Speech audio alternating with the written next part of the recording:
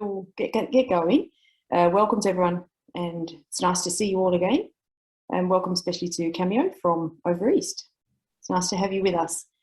Before we get going as well, we will just acknowledge that UWA is situated on Wajak land, and we pay respects to their elders, past and present. And yeah, as I said, we have Cameo with us this afternoon, and she will be giving us a talk on Pastoralism's Distributive Ruse, Extractivism, Financialisation, Indigenous Labour and a Rightful Share in Northern Australia. Sounds very interesting. Just to introduce Cameo to you all, she is a research fellow at the Alfred Deakin Institute for Citizenship and Globalisation. She's also the director of the Women in Native Title Anthropology project and an editorial board member of the Journal of Australian Studies. She has written, I'm presuming, quite a bit about belonging, identity and relationships between Indigenous and non-Indigenous people in remote parts of Australia. She has her first book out. Congratulations. It's called What Now? Everyday Endurance and Social Intensity in an Australian Aboriginal Community, and that was published this year. And her current research explores the history of pastoralism in Australia and its resonances in contemporary agribusiness. So there you go, Cameo, welcome. And I'll give the floor to you. Thanks. I'll just share my screen. Okay, I'm flipping between various screens here. And also to say that, strangely enough, the construction workers' protests that have been in central Melbourne have strangely come to my local suburb today. So if you hear police choppers, they're not coming for me, but they are coming for the protesters who are apparently up the street at the moment, as I'm informed by social media. So it's been quite a week for us, with a bit of an earthquake followed by some protests. So it's a bit of a wild time. Well, I did want to just, I think I'd be remiss if I didn't mark this occasion by making just a few comments and reflections about the anthropology department at UWA. As is the case, I think, for most Australian-based academics, I've in various ways been connected to colleagues working in the department. Two of my research collaborators, Richard Martin and David Trigger, each have their own histories of connections to the department there. And that's sort of how my connection to the department there started, with a UQ-UWA exchange program while I was a PhD student.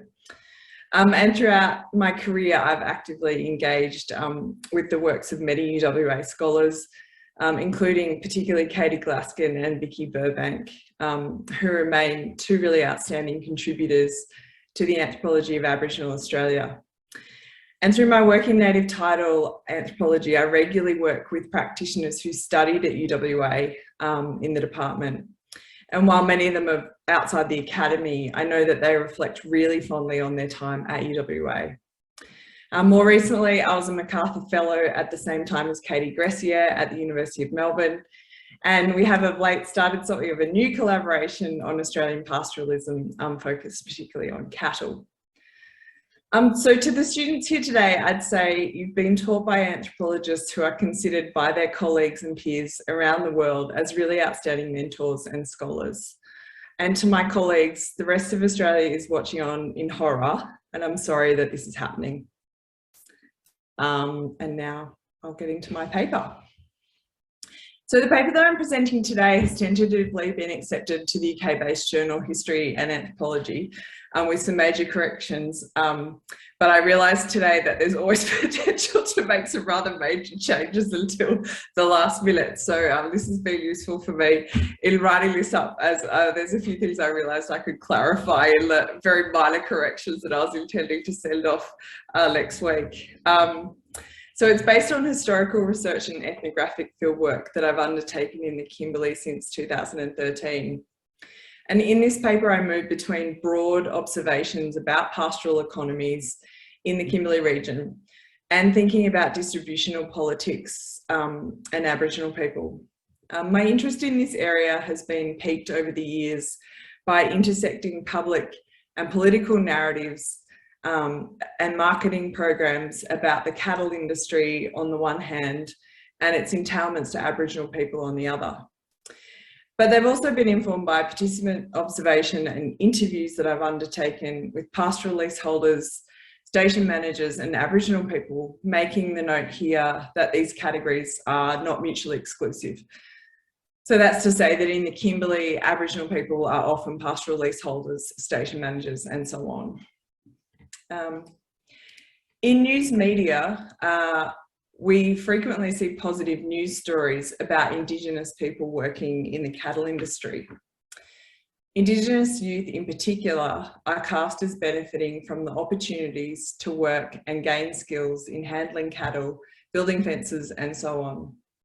And in remote parts of Australia, the cattle industry is keen to demonstrate its social licence to operate, regularly touting its credentials as an employer of Aboriginal people. The National Farmers Federation, for example, in their 2030 roadmap released in 2019, makes two references to Indigenous people. The first is the desire to expedite the resolution of native title claims to allow for coexistence, something I'll come back to later in the paper. And the second is to provide opportunities for Aboriginal and Torres Strait Islander people in the form of employment. Yet this second aim cuts across the reality of the cattle industry in Australia, and particularly in the Kimberley, which is increasingly dominated by multinational agribusiness. As the pastoral industry increasingly mimics the mining sector as a form of speculative investment, its lack of entailments to the Indigenous people that it has dispossessed and continues to exclude become more pronounced. In my paper today, my overarching conceptualisation is informed by James Ferguson's analytic of the rightful share within a broader politics of distribution. In his 2015 monograph, Give a Man a Fish, Ferguson teases apart the sometimes abstracted notions of rightful and share, paying attention to the conditions under which claims to a rightful share are mobilised.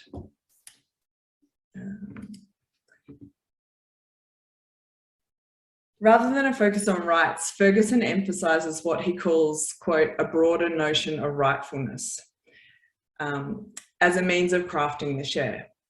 As he elaborates, quote, it is the share itself that's considered rightful, rightful precisely because certain states of affairs are understood to be proper and right, while others are not. Applied to the cattle industry, I discuss how focus on employment or the opportunity to sell one's labour as the sole nexus of distribution for Indigenous people, in fact, brackets any broader consideration of a rightful share. So it's this focus on employment that obscures other things. More specifically, I question how and why the Australian cattle industry has managed to avoid the entailments to Indigenous people of Australia's most recognised extractive industry, mining. Taking a lead from Ferguson, I consider how claims to wealth are some of the most potent claims in the distribution of benefits among citizens. Specifically, I argue that when it comes to the pastoral industry, in order for it to be rightful, the share for Indigenous people must include the ongoing dispersal of royalties, in much the same way as for mineral extraction. So on the next part of the paper, I'm just going to talk a little bit about Ferguson's and his notion of rightfulness. For Ferguson, the need for rightfulness is heightened in circumstances where, quote, just when people find themselves at last included politically, they may find themselves increasingly excluded economically, unquote. Relative to Australia is that the increasing number of domains in which Indigenous people are recognised within the broader nation, so including through land rights legislation, state-based treaties and the Constitution, have nonetheless come with little in the way of economic independence. One path to this independence, a kind of Indigenous economic sovereignty, could come about through a more expansive consideration of the realms of development activity that impact on Indigenous people and their country. As Indigenous scholar Eileen Morton-Robertson has pointed out, quote, the unfinished business of Indigenous sovereignty is refused by patriarchal white sovereignty because Indigenous entitlement to inherent resources would allow Indigenous people to engage the economy on a different basis. After North American anthropologists Jess Catalino and Morton Robinson, through this paper, I think through Indigenous economic sovereignty, being the idea that Indigenous people should be empowered to economic autonomy through recognition of their pre-existing and underlying rights in country. This centering exists alongside the global political movements towards food sovereignty, which recognise marginalised people's rights in food production and development. These movements embed within them understandings of historical and contemporary relations between Indigenous people and colonists. And a call to attend to Indigenous economic sovereignty within pastoralism is commensurate with Ferguson's notion of the share, particularly given his engagement with the collective inheritance of injustice by particular groups of marginalised groups of people, obviously Indigenous people being one of those groups. Despite the focus here on dispossession and exclusion, I want to bracket my approach with those focused on reparations or compensation. These forms of redress often involve complex accounting of past wealth, past generated wealth, against contemporary distributive claims that are then remunerated by the state. So though politically appealing as forms of distributive justice from a nation state, these approaches are limited in two ways. So this is reparations and compensation. First, they're temporally retrospective, i.e. historical, largely ignoring the continuation of extractive activities on Indigenous lands. Hence, they have limited potential to restructure economic relations based on current and activities ongoing into the future. Second, they basically absolve the private sector, where much of the profiteering exists. A key aspect of my approach is accounting for the reality that profits from such activities often exist beyond the reach of the state, in offshore accounts and holding companies beyond the tendrils of state taxation. As Kieran O'Farkley has pointed out for the mining sector, quote, the potential impact of private companies on Indigenous people has been further heightened in the last 2 decades by the tendency for mineral-rich states to liberalise their mining sectors and encourage foreign investment in order to bolster exports of mineral commodities, unquote. The obscuring of profits by multinational agri-food companies and the minimal taxation that many of these companies pay in the nations where they operate is a global phenomenon. It's not unique to Australia, but it does have local impacts. And in the determination of the share for Indigenous people, I do think there's an imperative to centre the private sector vis-a-vis the state. In the next section of the paper, I'll provide an historical overview of the cattle industry in the Kimberley and explain some of the apparatus, legislative and otherwise, that it relies on. So I'm not going to go into all of the literature here, but internationally, a number of scholars have outlined the enmeshment of national flows of cattle-based capitalism with global processes of financialisation and accumulation. And there's actually some of the Australian literature on this is at the forefront. But this includes, for example, in the Americas, West Africa, Australia and New Zealand, where pastoral activities have been foundational in structuring and restructuring relations between colonising and Indigenous people. Excellent. In Australia, an ordering principle of these relations has been the pastoral lease, a form of leasehold title that now overlays the dominant portion of arable land in Northern Australia. The endowments of pastoral leases vary by state and territory, and are unevenly enforced, but generally set out the responsibilities of the leaseholder. This includes, for example, that the well-being of farmed animals is maintained by ensuring that they have sufficient access to food and water, and that invasive species are managed. As will become evident the interplay between pastoral leases and Indigenous native title rights is highly significant in contemporary Australia, particularly as it relates to the scope for inclusion of land and pastoral development in the share. So you can see the pastoral leases that overlay the part of the Kimberley where I work. So I mostly work in the central north Kimberley along the Gibb River Road. In the Kimberley region, pastoral leases were first issued by the government in the early 1880s, and by 1905 had covered its length and breadth. Wanton violence perpetrated by non-indigenous settlers in the Kimberley through the late 19th century into the mid-20th century facilitated not only the dispossession of Aboriginal people from their land, but decades of control over Aboriginal bodies as a source of labour. The work that Aboriginal people did both on stations and as prisoners incarcerated in jails across the region was foundational to the establishment of the pastoral industry. The building of roads, fencing, stockyards, port facilities and other infrastructure by Aboriginal people was foundational.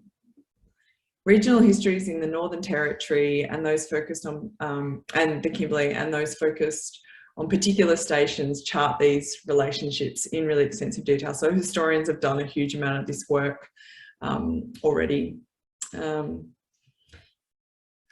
this is an image from Chris Owen's book about the Kimberley, which is one of the more iconic images that you'll see of Aboriginal prisoners in the port town of Wyndham in the East Kimberley. So this image shows about 100 Indigenous men chained at the neck, and these men were involved in as slave labour in building up the intertidal zone around the port, and this port was really instrumental in the export of both live and frozen beef for many decades. In the absence of government administrators, pastoralists were often co-opted to perform state functions in the administration of the nation's territory, including regularly reporting to the West Australian government about conditions on the frontier. At least until the onset of World War II, pastoralists were designated with special powers to act as police, often tasked with carrying out punitive raids against Indigenous people who continued to live on country in small family groupings. A common justification for the perpetration of violence, frontier violence, was retribution for the supposed killing of cattle by Indigenous people. In these instances, it was materially beneficial for pastoralists to exaggerate stock losses to justify and expedite the murder and containment of Indigenous people as a means of diverting attention away from their own inexperience and mismanagement in unfamiliar environmental conditions, which are ill-suited to pastoralism. That cattle were positioned as sacred assets rather than legitimately exploitable forms of food is suggestive of their potency and value as early settler capital.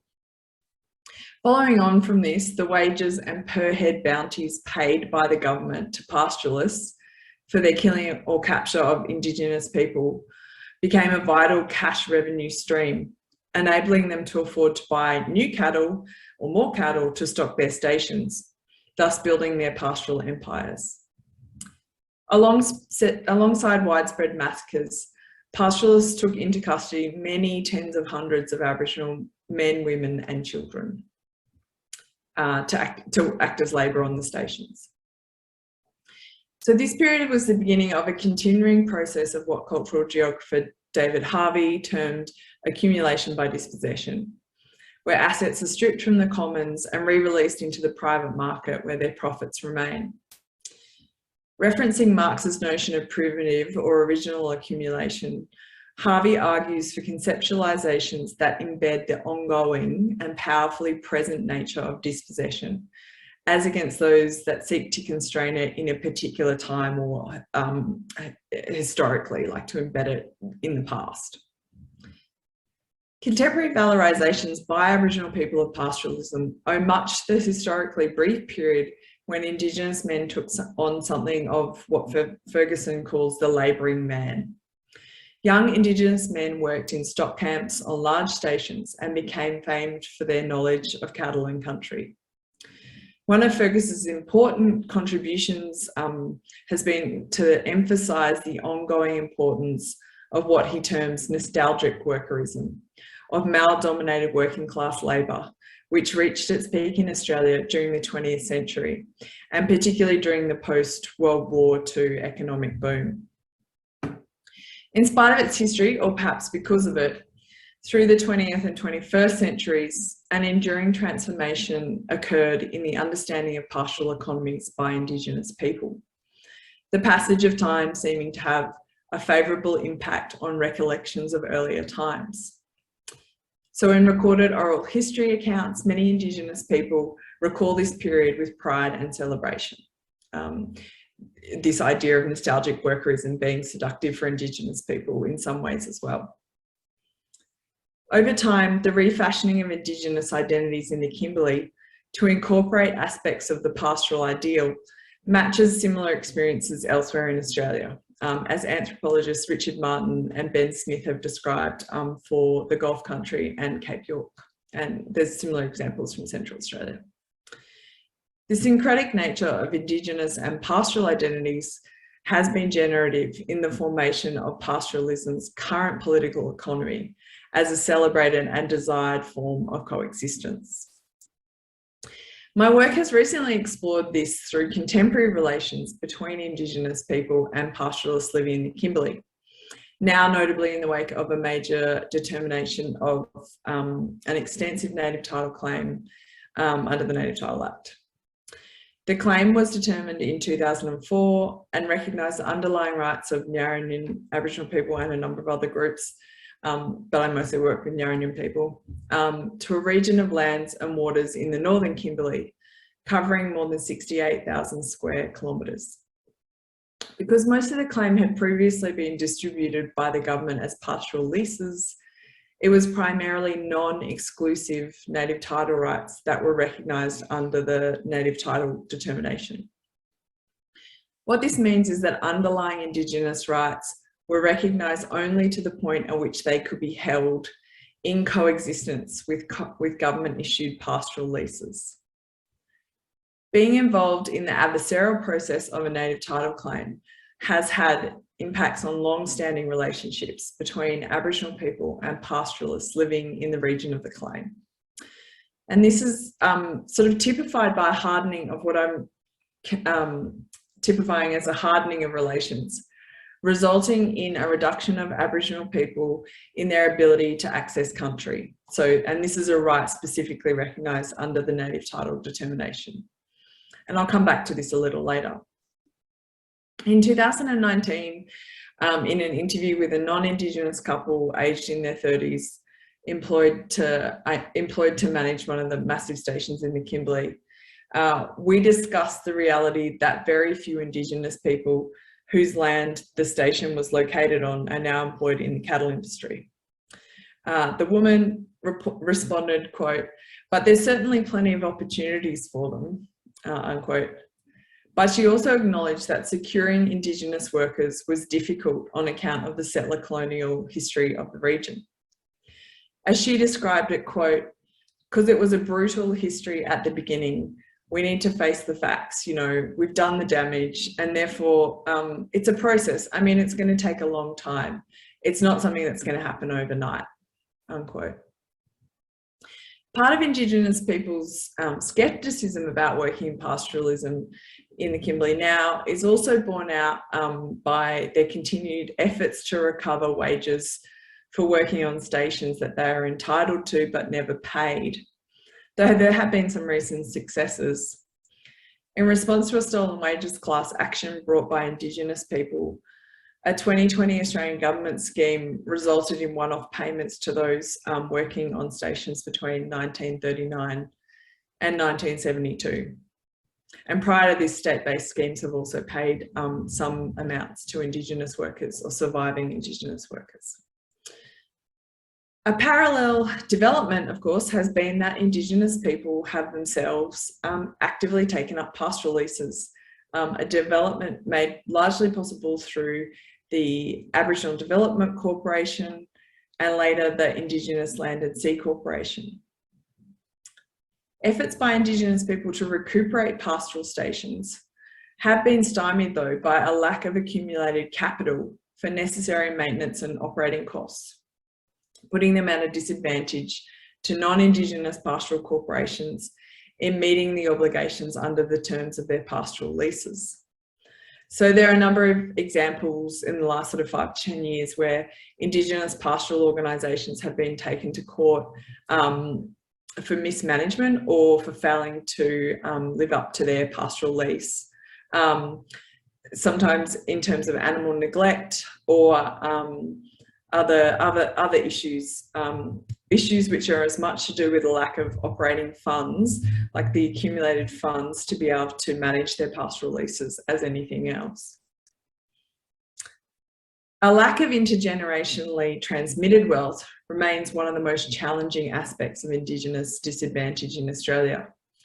But it's rhetoric about Indigenous employment that remains the preoccupation of state narratives of improving this disadvantage.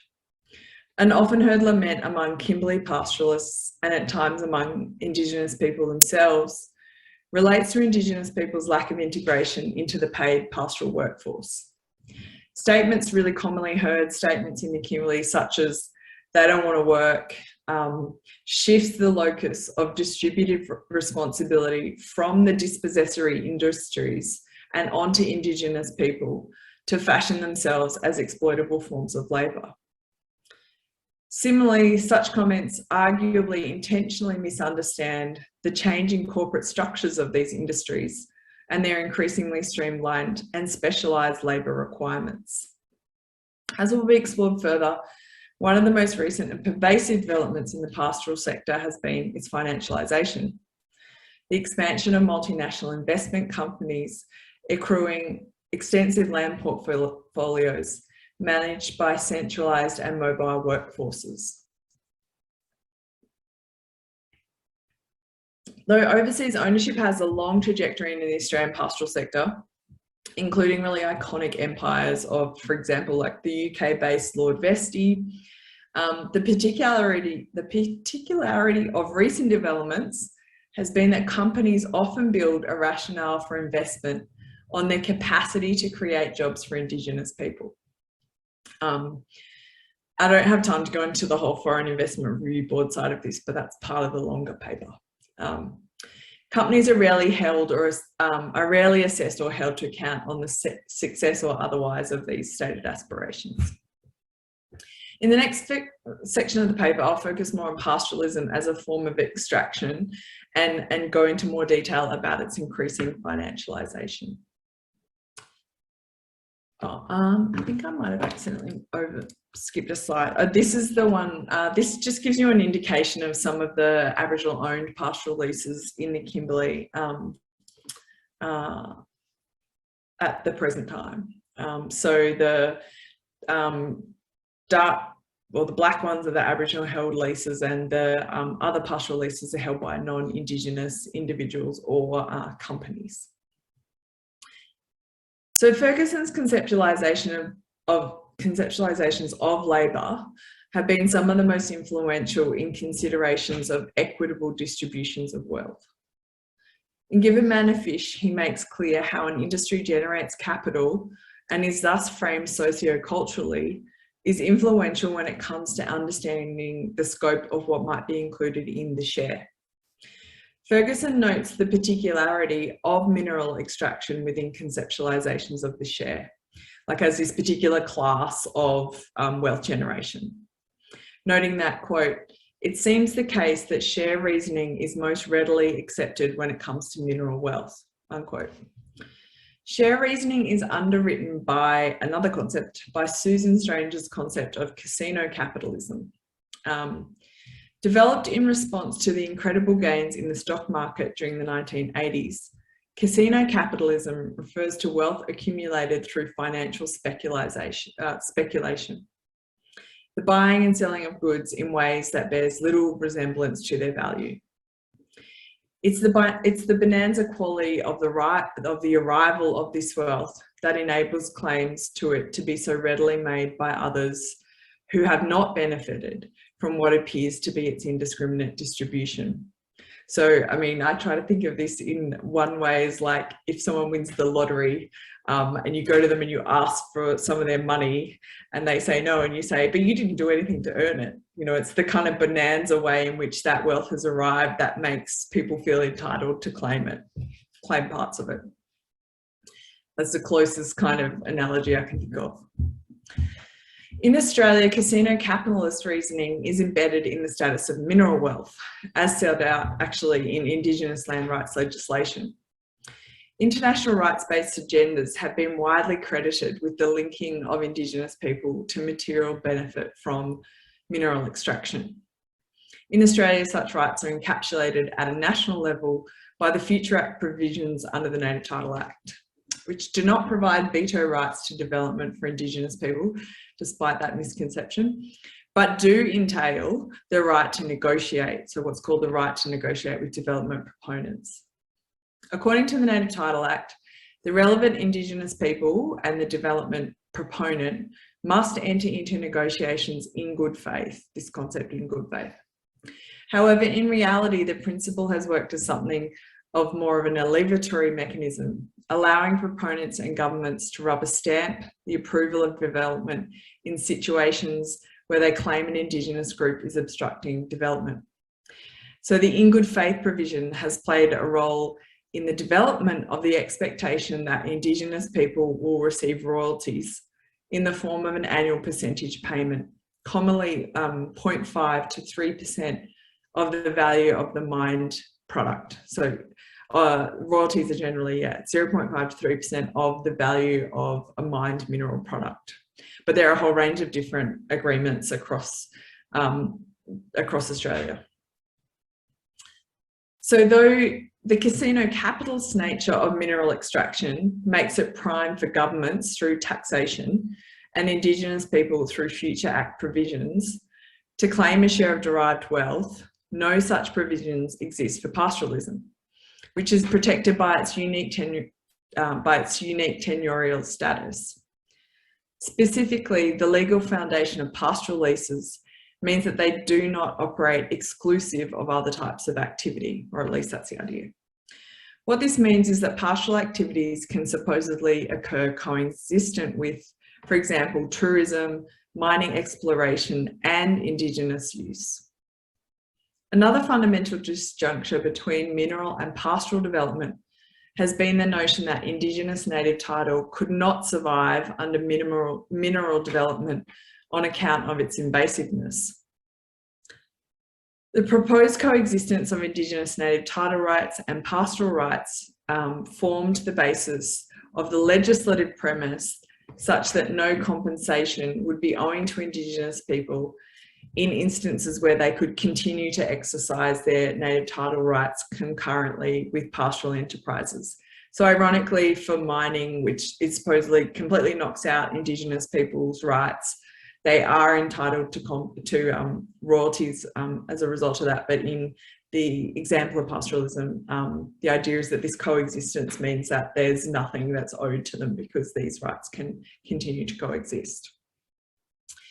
Nevertheless, the compounding environmental impacts of pastoralism, including the denuding of native vegetation to encourage fodder growth, the introduction of damaging invasive species, the damming of water courses and reductions in biodiversity pose serious challenges to Indigenous people's ability to use and enjoy their country in a manner consistent with their native title rights.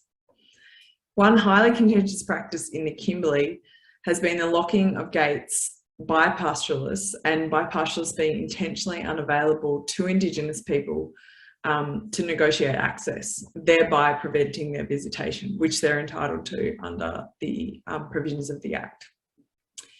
That pastoralism is so differently conceptualised to mining is a point in kind of economic thinking and in terms of land tenure and those systems, is a point illustrated by Ferguson in his hypothetical example of the small farmer that works hard to grow a modest agricultural crop on some little patch of land. So that's a quote, sorry.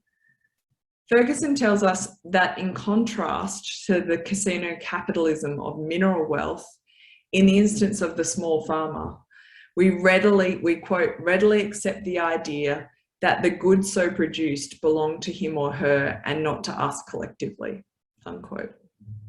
So too in Australia, the attribution of mineral wealth obtained through abstraction takes on something of a lottery or bonanza. Oh, I dug up a nugget of gold, where the value of subsurface deposits is seen to owe dividends to the Indigenous people whose land the mineral deposit rests in. Yet, as in other industries, including pastoralism, processes of change accelerated through transportation efficiencies, mechanisation, automation and refrigeration. Ferguson argues that the distributive claims that are plausible for mineral wealth become increasingly plausible for other forms of wealth as well. Another aspect of change is the way in which large pastoral properties, particularly in Northern Australia, are bought and sold for amounts that seem to vastly outstrip their potential earning capacity, at least in the immediate future. This development is part of the broader financialisation of global agri-food production. So to paraphrase Lada et al., the financialisation of Australian agri-food industries, including pastoral, grain and horticultural production, is an area of global development which complexifies conventional land grab understandings of overseas investment. The economy is generally the purview of overseas-based investment and superannuation companies in Australia, mostly from the United Kingdom, Canada, and the United States, usually in collaboration with Australian-based companies. The pastoral arms of companies owned by some of Australia's wealthiest individuals, Andrew Forrest, Kerry Stokes and Gina Wright-Hart, are notable players in this political economy. So Gina, for example, in 2019, Gina Reinhardt's business, Hancock Holdings, in conjunction with the Chinese real estate company Shanghai Cred, was identified as being Australia's largest private land holder, with a portfolio of more than 9.9 million hectares of land. However, as Lada et al. Have pointed out, there's been really a limited examination of the modus operandi of financial actors as farm owners and operators, and the way in which these actors position themselves as such, especially in the Australian context. So there's really just hasn't been that much investigation as to why these entrepreneurs are buying farmland and what they're doing with it and what their intentions are. Though expansive pastoral empires are not a recent development in the Australian pastoral industry, developments in native title rights have altered the socio-spatial landscapes within which their economic activity takes place. So similarly, in acquiring large parcels of land, usually a portfolio of multiple pastoral leases and their associated infrastructure, these companies seek the fiscal expediency of supply chain integration, benefiting from economies of scale across the multiple land holdings. So this includes in the purchase of goods such as stock feed and fuel, and in services like transportation, with some companies owning their own cattle trucking companies. Reductive labour practices that seek efficiencies in a market with high wages is also central to this economising, including the use of small but highly mobile teams of workers across a region, rather than workforces particular to a single station, as was common historically. These patterns have been accelerated by the use of mechanisation and technology to replace human labour. The adaptation of drone technology and computer monitoring of water points for cattle, a role previously performed by a person, a bore runner, is a particular example of this streamlining. Nevertheless, through national and regional lobby groups, the pastoral industry continues to frame its interaction with Indigenous people as within the guise of providing employment opportunities. Okay. So although the pastoral industry in Australia has been setting for discussions about social relations between Indigenous people and pastoralists, rarely has it been attended to within a broader politics of distribution or seen as a form of development. Nevertheless, an expansion to conceptualizations of the share to include the profits derived from a variety of realms of development is a key aspect of Ferguson's thinking around distribution and the share. In early research, Ferguson was himself attentive to the ways in which cattle constituted a special category of property or capital in Lesotho, the site of his long-term field research. Similar observations are relevant in Australia, where cattle and the owning of stations has a particular social cachet enmeshed with both Indigenous and settler colonial nostalgia for 20th century livelihoods. So this idea of the kind of labouring man and this kind of nostalgic workerism of the post-World War II boom. So in conclusion, pastoralism continues to occupy a large portion of the Australian landmass, and thus remains one of the key mechanisms by which Indigenous people are materially and economically excluded from their country. In 2019, the 10 largest private landholders in Australia were pastoral companies that collectively control over 52 million hectares of land, an area equivalent to the size of France. None of these companies paid royalties to the Indigenous groups or Indigenous people on account of their pastoral activities. Based on their size alone, these are not the small-scale Aussie farmers that clever marketing and advertising uses to cheerfully advertise the agri-food industry to consumers. Similarly, image of Indigenous people participating in the pastoral economy are a good news story that employment is having positive impacts on Indigenous people and communities. And Indigenous people often seek and celebrate these opportunities for themselves.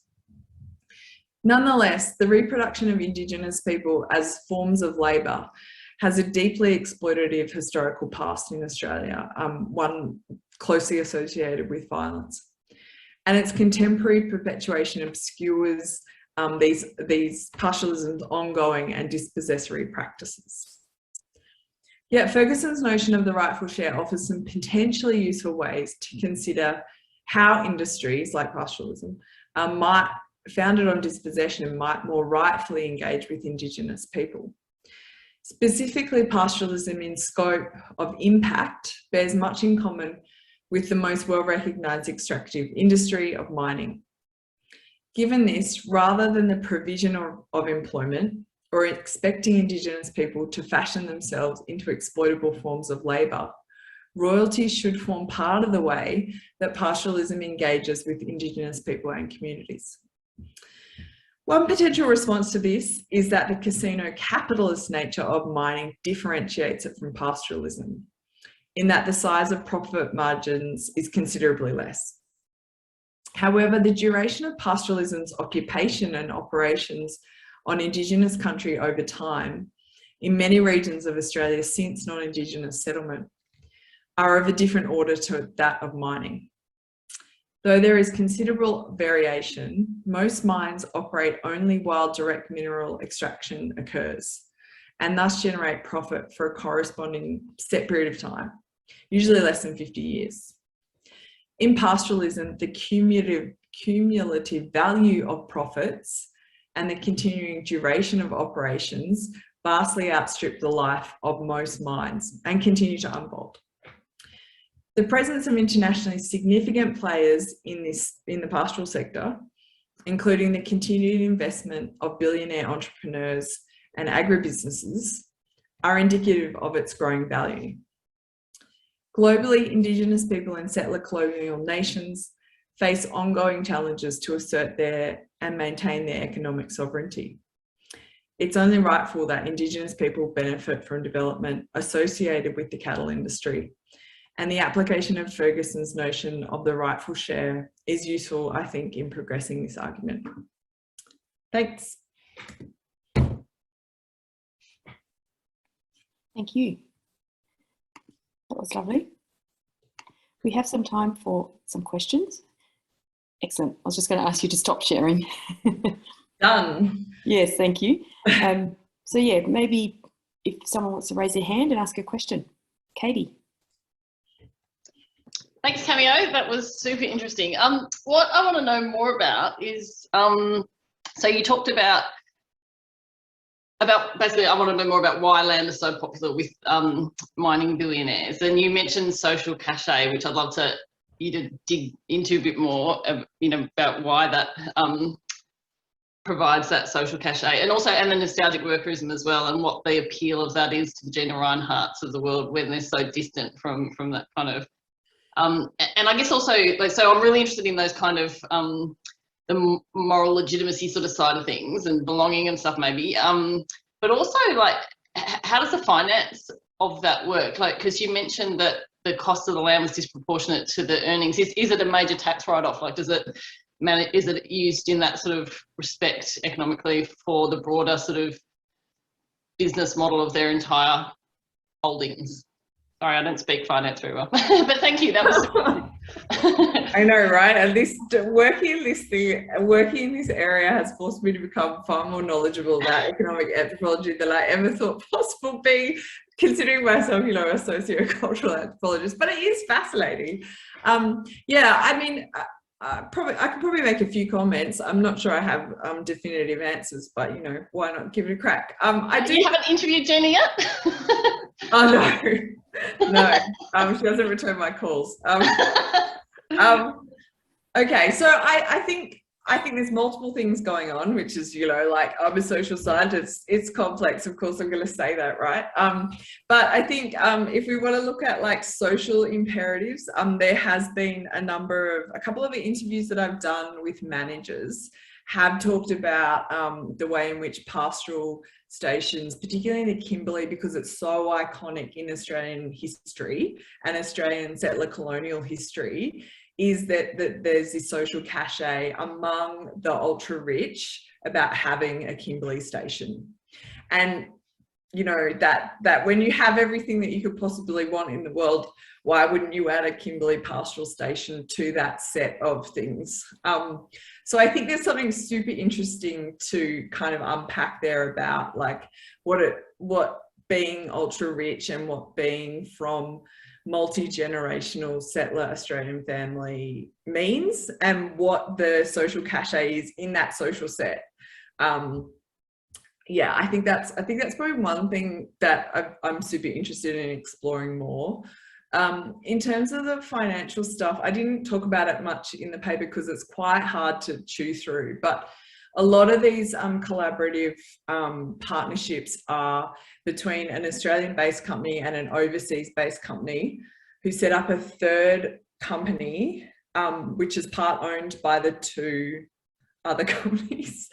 And what that does is it provides access. So for an Australian company, that provides access to capital that they might not otherwise have, so big money.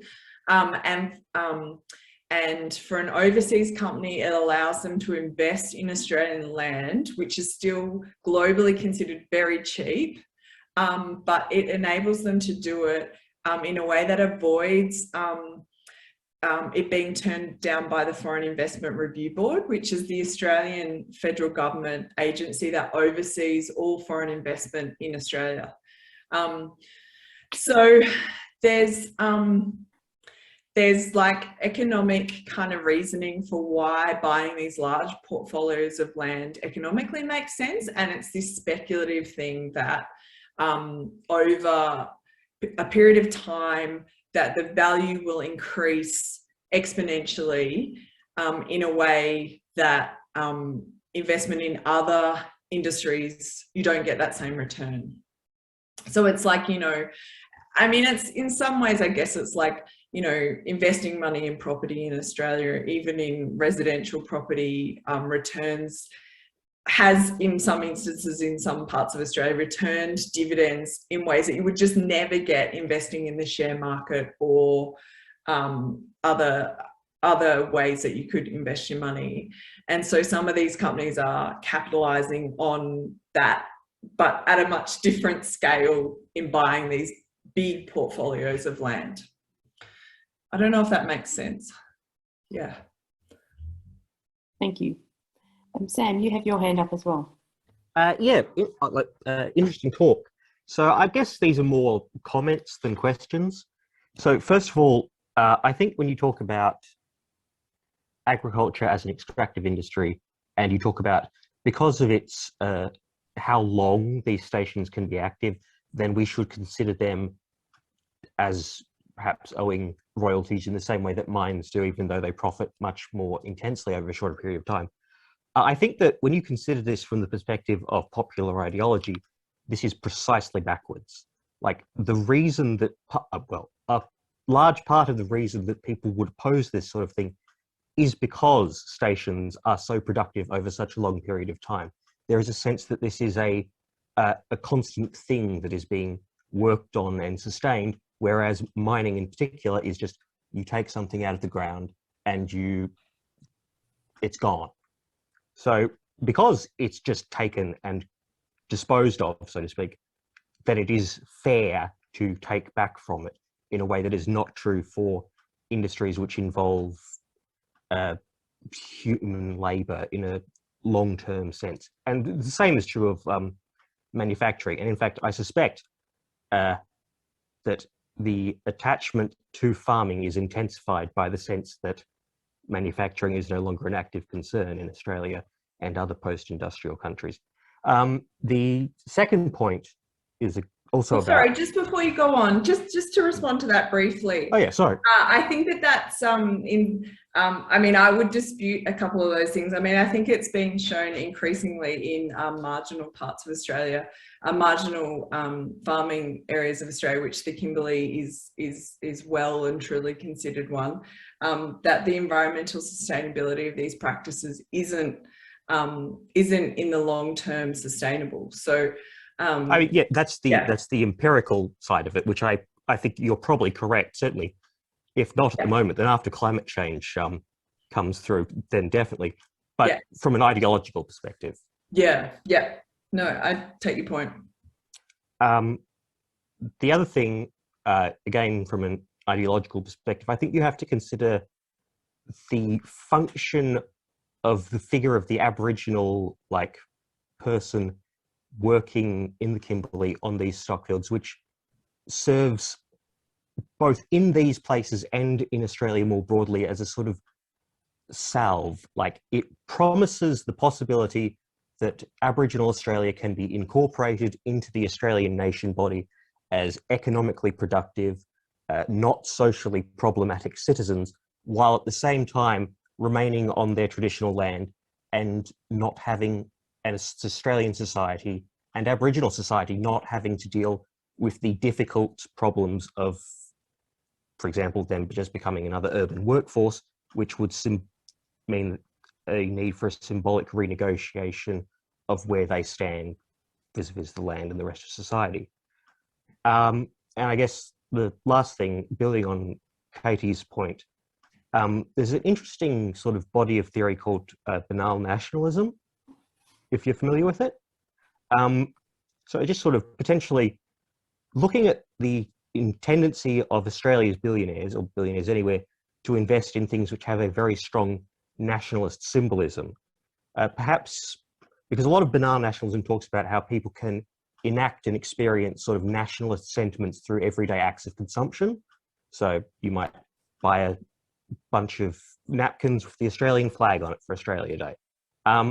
This sort of potentially, this is just me spitballing, this sort of buying these nationally iconic things as sort of that in operation at the level of the global super rich. Which is also potentially interesting, I think, because we often don't think of the global super rich as being nationalist in sentiment. Anyway, so just... The banal nationalism stuff's really interesting too, particularly in the north. There's a really great book by Linda Megedy, I think it is, on the developing the North myth. And so it's interesting, the place that pastoralism holds in the idea of like the Australian settler state holding the north of Australia as being, you know, partly about occupation, and that kind of perpetuating these forms of nationalism that were really pushed out, particularly during World War II, when there was, you know, these discourses about Australia being invaded from the north. So there's a lot of myths about northern development that fit into and are perpetuated by the pastoral industry, by the contemporary pastoral industry. Yeah, I mean, the images of Aboriginal people working in the pastoral industry are a huge part of how the pastoralism frames itself and its social license to operate. And likewise, I mean, Andrew Forrest in particular has continuously used his so-called family relationships to Aboriginal people to justify really horrendous practices against Indigenous people and Native title holders in the areas where he works. So I think there's those kind of social licenses are used in a really exploitative way. And those images are deployed to those ends. You know, I mean, I think one of the ones that I put up at the start is on is it the Northern Territory Cattlemen's Association website? You know, which is, yeah, I mean, we could spend a whole day trying to unpack that. But yeah, but thanks, Sam, for the comments. It's helpful. Thank you. No, thanks for the talk. Does anyone else have a question? Amarisa, was that your hand or not? I thought I saw Amarisa's hand. No. Greg, go for it. Thanks, Cameo. Hi, Greg. Howdy. Oh, I look frozen. Are people hearing me? We can hear you. Oh, okay. Wow, what an image. My question is about the pattern of foreign investment with these joint holdings and such. And you mentioned the UK, Canada, the US. I'm wondering, is there an increasing Asian presence here in the pastoral sector as there is in terms of the attempts of China and South Korea and such to purchase agricultural land in the interests of food security? So I'm wondering if that dynamic is also impinging now in the pastoral sector, in the Kimberley and elsewhere in Australia, and how this may be changing the dynamic of inclusion and exclusion in those settings. Thanks. Thanks, Greg. Yeah, it's a good point, and it's one of the one of my you know, afternoon forensic Google searches has been on like trying to trace. So I actually have an Excel spreadsheet of the Kimberley pastoral stations, and whenever I get a spare moment of downtime, my like Google fetish is to see what's been bought or sold of late and who buy. And actually finding out who owns a lot of the companies who have bought and sold stations is a whole kind of like forensic accounting in of itself, right? Particularly because of the existence of these third-party companies who are owned by other companies who are owned by other companies. So it can be quite difficult to peel back the layers. I mean, it's also led me into reading really disturbing things like the Australian Farmland Journal, and things like the Weekly Times, which is these sorts of ag journal papers, which is where you get this kind of information about who's buying and selling land in Australia in a particular way. And if you believe a lot of those things, which, you know, I take with a bit of a grain of salt because they're not exactly reputable journals, but certainly there has been, North America has been one of the biggest investors in Australian farmland over time. It's really, there's a real moral peril about investment from Asian countries, particularly China, but actually a huge amount of the investment comes from Canada and from the United States. And so there's a real need to kind of unpack the narratives that we're fed at a kind of political discourse level about who owns or who we should be concerned about foreign investment from, and the actual reality, right? Another thing that cuts across that, I think, is is a socio-spatiality of it, right? Because there's also a difference between size of land holdings as a product of land area and value, right? Because I mean, basically, it's not always the case, but basically the value of land in the south is much higher and decreases as you go further north, right? So companies that own huge stations and huge, you know, areas of land in Northern Australia differ to the companies who own much smaller land holdings but much more valuable land holdings in the south, with different kinds of